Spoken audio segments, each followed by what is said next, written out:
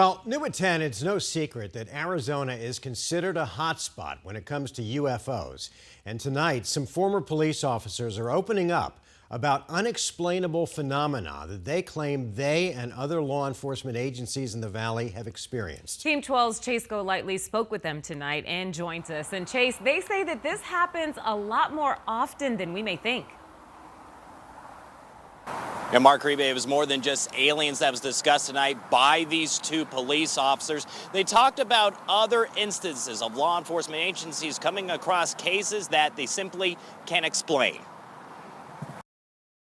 No matter the emergency, law enforcement agencies get the call. They see something, it frightens them, they don't know what to do, so what do? They call 911. That includes calls of paranormal activity.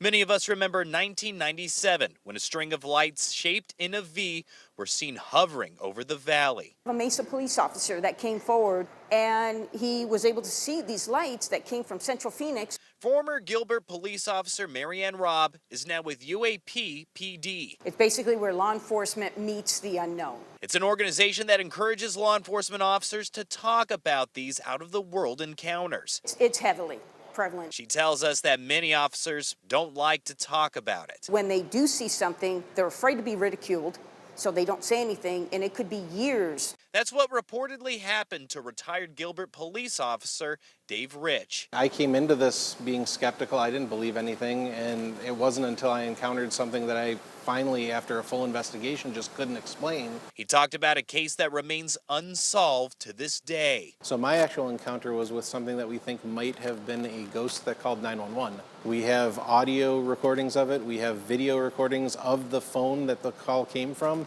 and there's nobody there. He showed these photos during a presentation in Scottsdale, along with other unexplainable cases that have happened, wanting others to come forward so they don't have to hold on to these secrets.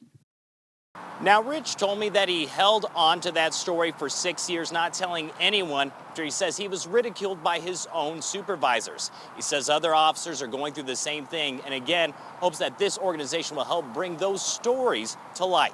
We're live in Phoenix. Chase Golightly, 12 News. Wow, that's fascinating. I would love to hear more of those stories. Yeah, not only UFOs, but, other paranormal right, things. and they've got video too. All right, Chase, thank you.